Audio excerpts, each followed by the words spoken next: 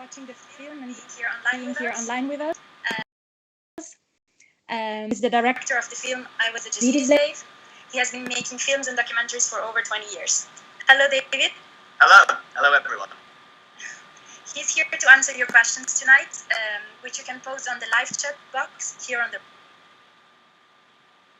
questions. In the meantime, David will tell us now a little bit about himself and also maybe how you came to make the film about ES abuses on the Yazidis, and yeah. So I'm a filmmaker of documentary and drama, mostly drama actually. I started my career in the late 1980s at the BBC making documentaries, but in the mid-90s I moved over to direct drama, and after that time I didn't direct any documentaries at all until 2014, when I started making a documentary with a very good friend of mine, Professor Philippe Sands, who you'll have seen in that in the Yazidi film that you just watched.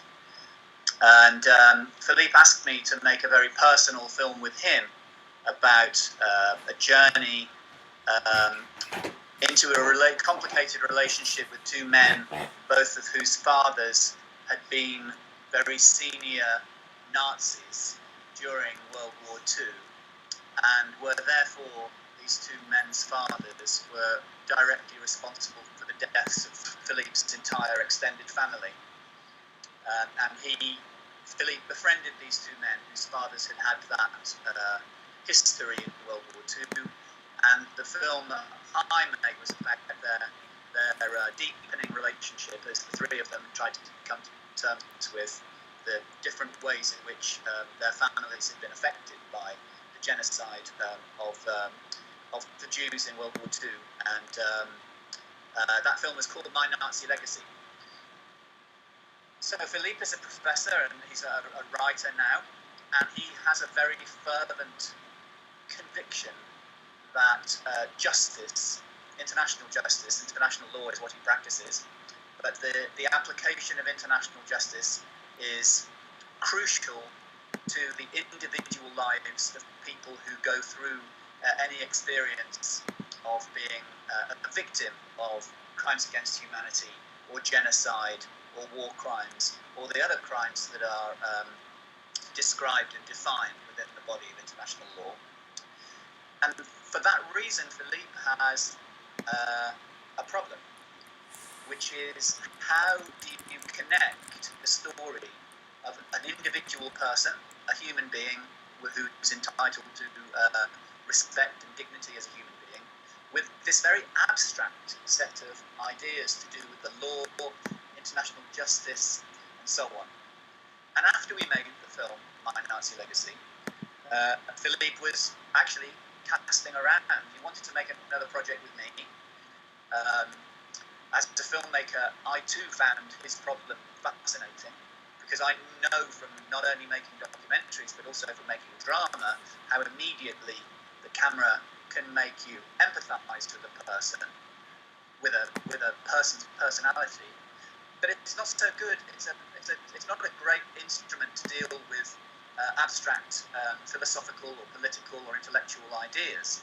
It's very much a medium of the emotions, filmmaking, and you have to work hard as a filmmaker to incorporate ideas in an abstract way without what you're making becoming very dry and boring, frankly. So when Philippe came to the experiences of the Yazidi people, which he was familiar with, of course, because it was such a human rights calamity, what happened to them, and then subsequently found Dr. Kizilhan's foundation in Baden-Württemberg in Germany, and then after that made a connection with Jan. That was the beginning of the film, because that was the moment that Philippe realised that through telling these women's stories, or certainly from my point of view, enabling those women to tell their own stories, that was what I was trying to do, it would allow him to find the platform from which to say to the world, this is why this body of law exists. It exists to protect people like her, like them, and unfortunately, the other people who are bound, alas, to find themselves in a similar predicament in the future. They have no other way of properly achieving justice. And that was the beginning of the journey. Wow, thank you so much. Actually, just to follow up on this, do you believe you actually achieved this? Were you able through the documentary to send this message out?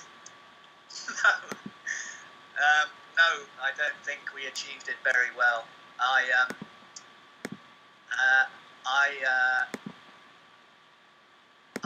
found this film extremely hard to make, and actually the truth is it wasn't hard to make because of the appalling horror of the subject matter, or the difficulty of developing a relationship with Dalal and Louisa, for example. Because, first of all, as a filmmaker, I'm using a different part of my brain when I'm making a piece of material.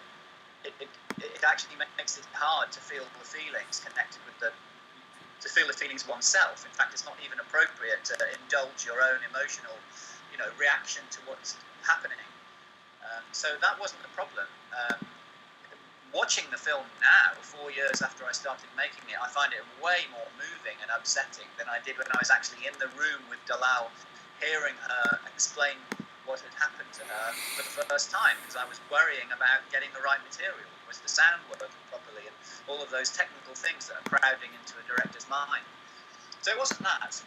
The thing that made it hard was trying to solve that riddle, trying to simultaneously tell a human story and do justice to the body of ideas, which were the foundations of the film.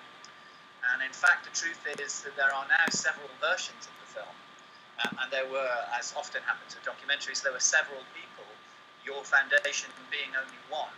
There were several interested parties who had invested money in the film, but they all wanted different films, frankly. So there's a 90-minute version of this film, for example, which was shown in Germany, and that has way more material, as you might expect, about the German court processes that are referred to in a fairly short segment in this version of the film. And of course, this version is more has much more conviction and gives the storytelling role more to Dalal and Louisa.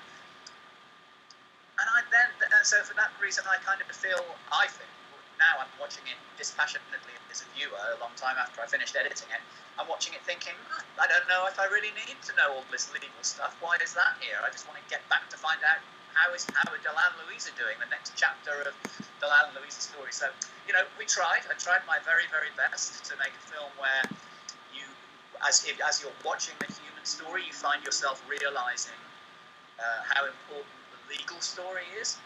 It's very, very hard to do. It's very hard to do. I don't feel totally that we succeeded in doing it. Although, having said that, I'd forgotten this particular point until I rewatched the film for this occasion this evening. And it suddenly occurred to me that Dr. Kizilhan really, really genuinely believes that giving these women the opportunity to fight for justice for themselves was part of their recovery. And I still think that's a really neat idea. If the one person you wouldn't necessarily expect to talk about the importance of the law and trying to pursue justice through the courts would be a therapist. And yet Dr. Kizilhan believed very strongly, this is why he was prepared to let the women who were in his charge be scrutinized by Philippe and be exposed to my camera. He was obviously very, very protective, quite rightly, of these women, but it was because of his own conviction that pursuing justice would help them recover more dignity and self-respect as individuals. That's the bridge That's the bridge between the two halves of the film, if you like, and I think that's valid. I think that still stands. You get a feeling for that in the film. Dr. Kizaran has done an incredible work and has also had many Yazidi women under his care. I wonder how it came to be that Dalal and Lewis are the two main subjects of your film. Did they volunteer themselves to talk, or were they chosen by you? They volunteered. As I said, certainly for those of you who've seen this version of the film, the process of making the film is sort of turned inside out when you watch the film that we finally presented to you. In fact, what the first thing that happened was that Philippe contacted Dr. Kizelhan and had a conversation along the lines of, I think the stories of the women who are in your care can fully illustrate the point that I want to make, which is that justice in the cases of people like this is a very important goal to search for. And Dr. Kizelhan responded, as I was just explaining, very positively to that. Philippe had no idea that he would, and he was very, very respectful and deferential and not wanting to take up his time and so on. But in fact, Dr. Kizelhan was like, no way, this would be great. I'd love it if any of my patients at the moment would want to take part in that. He trusted us that we weren't going to try and do anything exploitative, of course. You can imagine the opportunity that there is for that. I think there had been a bit of salacious kind of coverage as soon as you start to say about sex slaves or start to put those words together. You know, they had to be careful about attracting the wrong kind of attention, and obviously it was obvious from the beginning that we were only interested in doing something that would be fulfilling for the women if they did take part. And so the next phase, after we went and did a day's filming just with Dr. Kizelhan, asking him the questions that are reflected in the interviews that you see with him in the film. We did that first, but then once we'd got to know each other, he invited us to go back, and on that occasion, in preparation for our arrival, he had a meeting with all of the women, only the women who were in Königsfeld at the time, only the women who were literally living in Königsfeld at the time, which wasn't by any means all of the 1,000 women who came over. Some of them were just living too far away to make it there. It would have been logistically, impossible. But we went to, we had tea. We were invited into the building, which was their residence in Königsfeld, and we met all of the women there. And Louisa and Dalal were, I think it's fair to say, the only two women who said because they knew that the point of participating in the film was to say what had happened to them at some point, that they would be expected to relate their experiences. And there were some people that Dr. Kizelhan was unwilling to even approach, because, as he says in the film, in fact, you don't want to ask somebody to say, to speak about that kind of experience unless you're sure they're mentally strong enough to withstand the likelihood that it will trigger a renewed emotional distress. So he was very careful not to allow any women who he didn't think would benefit from participating in the film to take part. And it was only Dalal and Louisa who agreed. And I think you can tell, it's very, very obvious to me, that the change between the two women that we met in the summer of 2016 compared to the women we met at the end of the process in October 2017, when we finished the interviews with them, both of them had changed so much in that year. They'd regained so much of their self-possession. They were completely different, even more than I think you can tell on camera. Seeing them again after all that time was really, really amazing. How much they recovered. And what was the effect on them for being in camera? What did they say about the final film? Both them, but also the other women, if they have seen the other women in Dr. Kizelhan's care. If they have seen the film, what was their reaction? I don't know. I don't know if the other women did see the film. I know that Dalal and Louisa are both very, very happy with the way that they were represented in the film. I think you can tell they're very different people. Dalal has, albeit that they come from obviously extremely similar backgrounds, but Dalal has always had this instinctive feeling that trying to win justice, it was a good fit for her, and she now, I've spoken to Dr. Kizelhan about how they're doing in the last couple of weeks. Dalal is still, as it were, putting herself out there. She's still, giving talks, trying to increase the profile of this cause, because there are obviously still massive problems with the Yazidi community in the wake of this catastrophe. And Dalal still is vocal.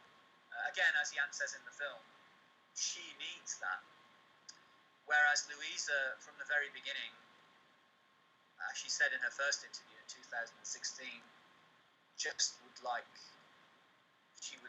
these men who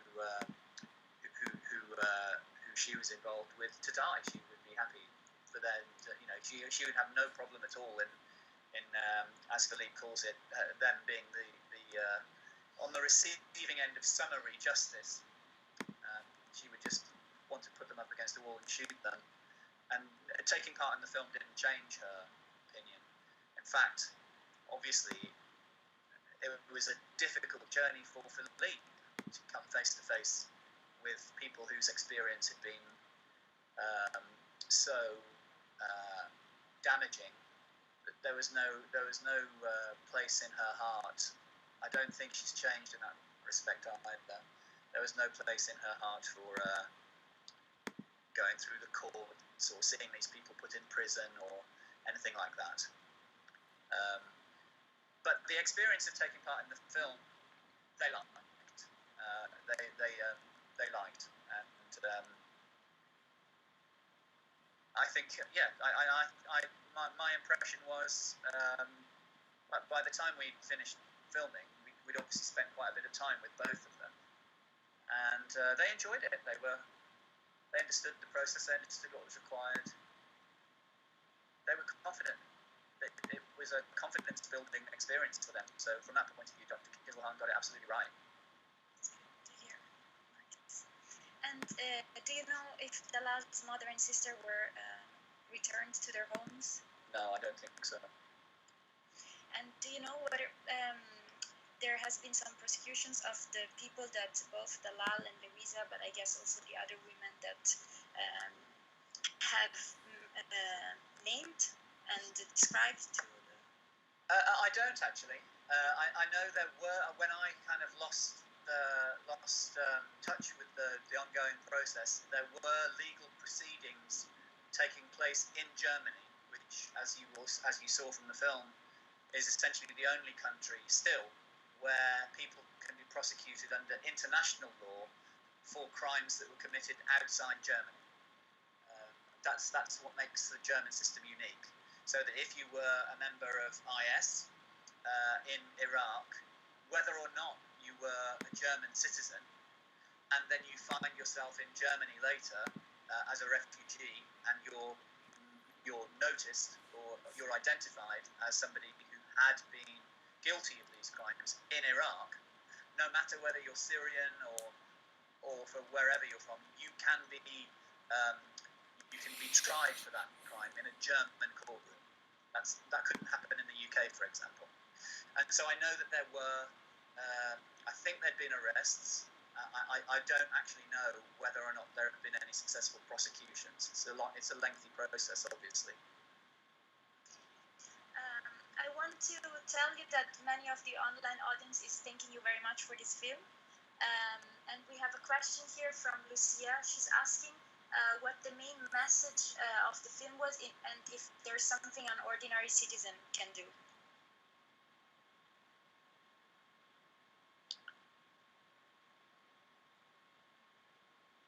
That's a baffling question. Is there anything an ordinary citizen can do about the Yazidi issue directly? I mean, I'm sure that if people have been moved by the plight of the Yazidi community, although I can't tell you what they are, there will obviously be charitable organisations which you could contact wherever in the world you are that will be still involved in the rehabilitation of that Yazidi community in Iraq. I'm sure that's the case. What's the message of the film? The message of the film is to get involved in fighting for justice. That's the message of the film. Don't imagine that the cause of justice will be picked up by other people. Make those efforts yourself to make sure that there is a healthy, robust system of international law, because it's very, very young. It's only existed really in its modern form since the Nuremberg tribunals in 1945, 1946. And as a body of law, it's not universally respected, and it's highly imperfect. And there are all sorts of reasons why, we don't need to go into it now, but there are all sorts of reasons why the work of the International Criminal Court has been judged to be, in some cases, flawed or morally weak because of who ends up being convicted in the International Criminal Court and who never faces charges in the International Criminal Court. You know, it's a very frail, fragile, new, young creature, international law, and the meaning and the message of the film really is, you know, nurture that sapling, believe in its efficacy, and work to increase its power and impact on the world.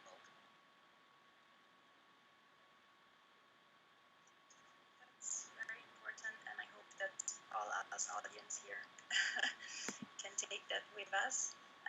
Actually, another question from Lucia is whether the 90 minutes version of your film is also available outside of Germany, and how people can access it. I don't think so. No, I don't imagine that it is. I mean, if there's anybody who seriously wants to try and get access to it, I'm sure I'd be the right person to talk to the right people. Since I stopped working on it, I haven't seen it. You see what I mean? I've never been sent a link to it. I think it was very successful in Germany. It was nominated for documentary awards and so on. Clearly, it's something that the German nation are rightfully proud of. So obviously, that German version has much more of a German bias. Anyway, so yeah, I'm sure I can help. If somebody really wants to get hold of the longer version of the film, I could probably help you do that. But I'm not aware of how to do it right now.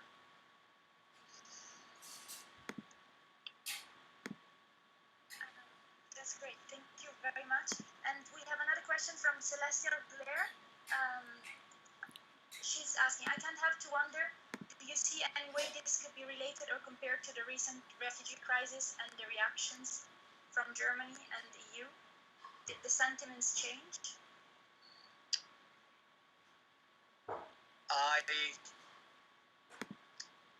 I said a while ago that I feel like the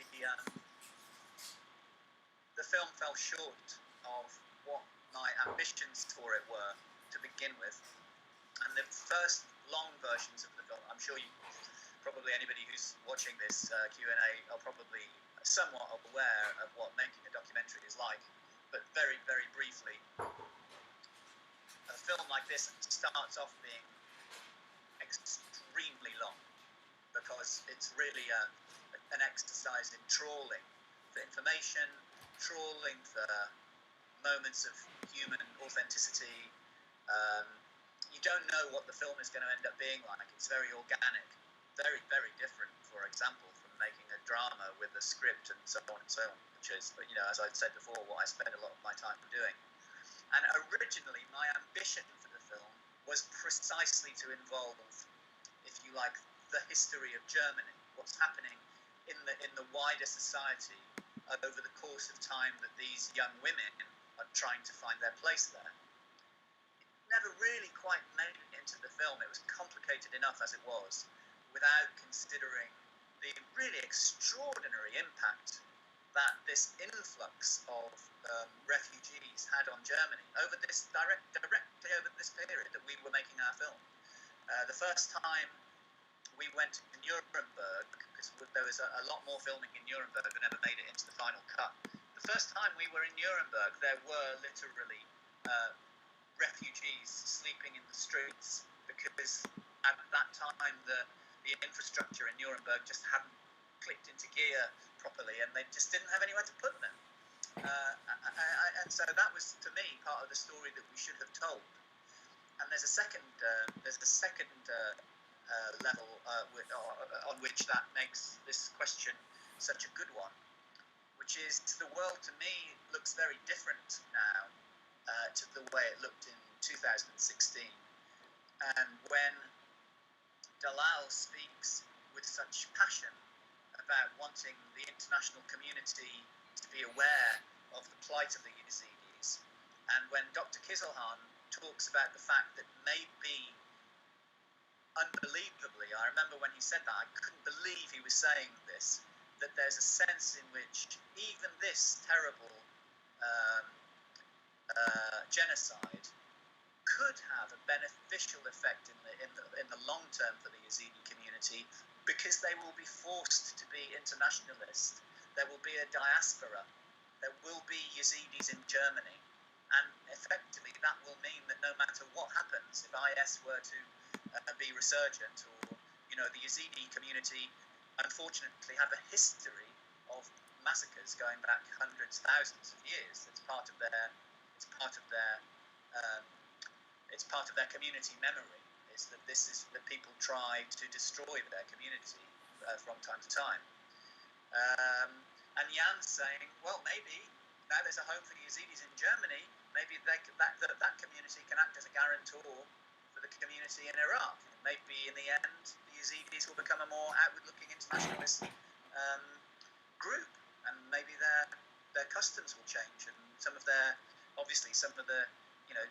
in Jan's opinion, some of the more toxic elements of their belief system will change. Well, all of that feels now, to me, quite utopian, because I think in the 4 years since we started making the film, that feeling of momentum of moving towards a world in which the values shared in one culture are essentially more or less, given a few cultural differences, the same as the values shared, as the values held in another community, and that therefore a real international communication and a real international consensus about what constitutes a life of dignity and the kind of things that are meant to be enshrined in human rights legislation, that's kind of eroding, isn't it? I mean, I think we all know, I think we can all see that. There are more and more societies, even in the rich West, certainly in Europe, where that feeling of international consensus is diminishing at the moment, not increasing. Yes, that's another sense in which that question is a very good one, because yes, the film very much should ideally, that the story of those women in Germany is not only the story of the women, it's also the story of Germany and the story of Europe and the world. Thank you, David. There are many more that are thanking you for your insights and reflections. As the last question, Nicholas is asking what you're currently working on.